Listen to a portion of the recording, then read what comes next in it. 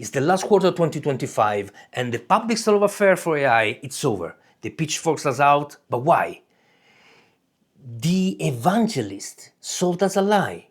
They sold us this vision of replacement, soulless efficiency, and a lot of digital garbage.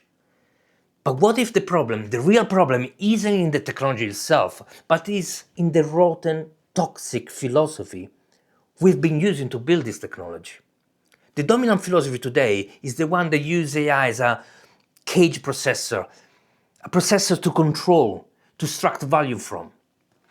This is a philosophy of brute force productivity.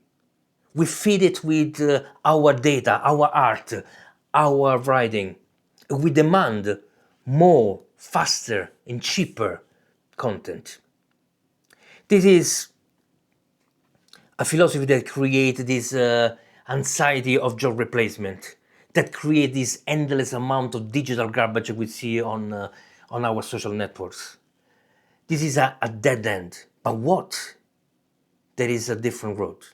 What we can stop this backlash to actually focus this energy in building something different, a different path.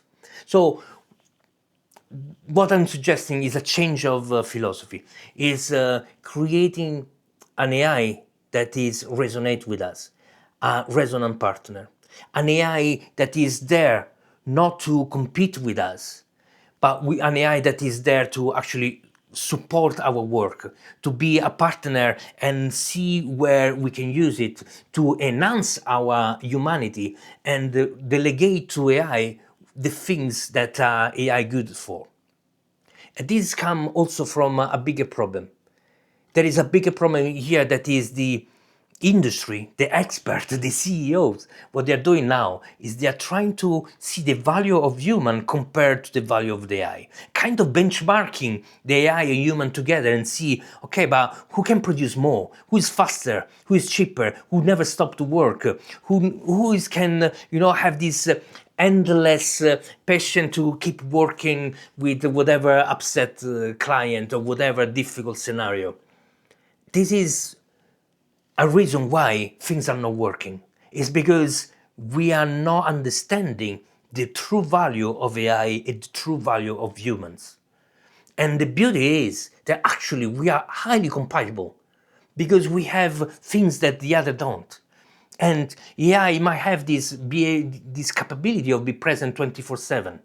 The capability of producing constantly and never give up on us. And we have humans, they have this internal compass, this feeling, this understanding of reality that is unique. This idea that we can feel like, I want to explore there. And you don't know why, but you know that there's something there for us to discover.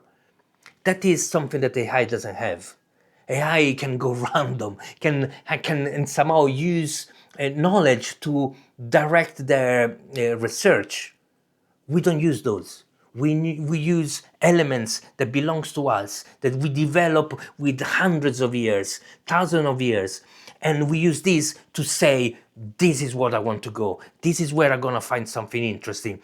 And this is why sometimes I'm searching in scenario where nobody's going. This is the beauty of being human. And that is what we need. We need an AI that empowers this, a collaborator, a partner that actually remove the noise, okay, and keep us free to work on the signal that we see. If the CEO of this company can understand that is what we need is a partnership and not a fight and not thinking about how I can optimize and replace, but actually see the ability of human not be optimized, okay, the beauty of human to be kind of messy, and leverage on this, understanding that messy middle that happened from starting of the project to the end of the project is the beauty. Not just, it's the beauty of being human, but it's also the amazingness of discovering from something from mistakes. Okay, this is, if you're an artist, you know that you start your work, you have an idea, you have a concept, and then there is this random mistakes that happen. These random mistakes allows you to move in a new different direction, and I think they're called like lucky mistakes, right? So this idea of something happen and then say, okay, wow, I can adapt and change and you utilize this. So AI is not able to do it. And if we use AI in the way that we've been using, as this high productivity and optimization and increases speed and so on, we remove this chance of those lucky mistakes. We remove the feeling and the human internal compass that guide in those directions. So what I'm suggesting here is, first of all, understanding what's the problem, which is this rote and toxic philosophy. What is the solution? Change of philosophy, understanding that we can use AI in a different way. So don't think AI just as a enhancement of productivity, but think an AI as an enhancement of human abilities as well. And that is completely a new game. So what I'm doing on this channel is actually create this community. I created this ResonantOS. It's an open source. It's a framework that you can use to build an AI that is a partner. This partnership works in different way, in the sense it requires different elements. First, it requires an element to understand who you are, an element to understand your project, your business, your whatever you're working on. But also it needs memory, because the memory allows AI to understand not just what it is, but what is happening, and the work in progress that you have, the lesson that you're learning. But most importantly, needs a philosophy, because knowledge and data without a worldview, they don't make sense. So the intelligence is not just in the data, but it's how you interpret those data. It's the philosophy that guides the AI. So I created a philosophy called the Cosmo Destiny. This is a philosophy of attunement. It's a philosophy that allows AI to be a perfect partner for us. It's a philosophy that recognizes dissonance as an element to discover.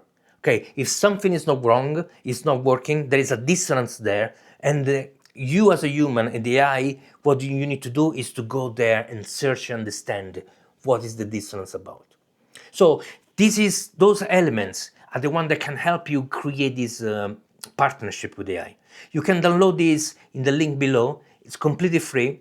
You can use ChatGPT or Gemini or Grok or whatever really powerful AI model you have access to.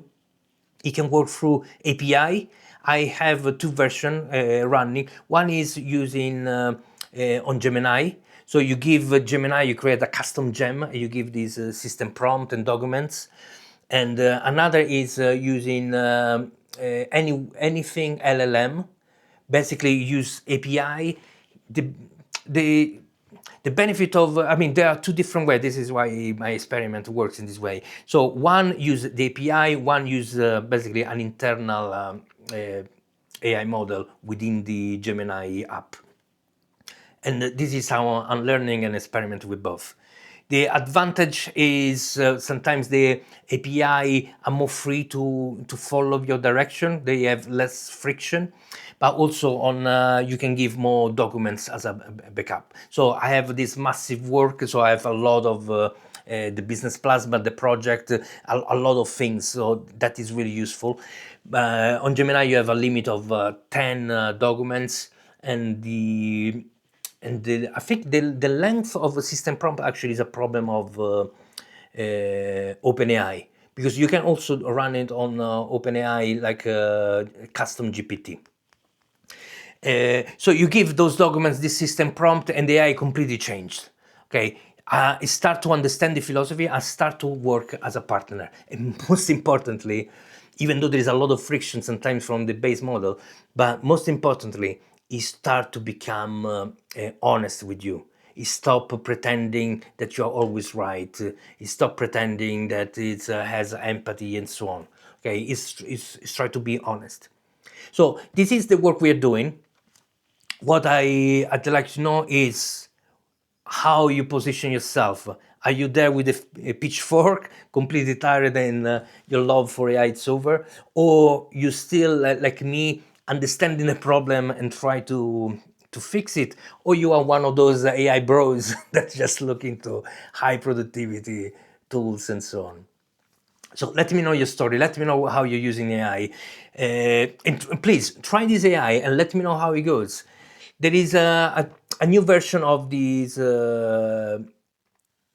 ResonantOS, and you can download again in the link below, and subscribe to this channel and like the video, and see you next time. Ciao.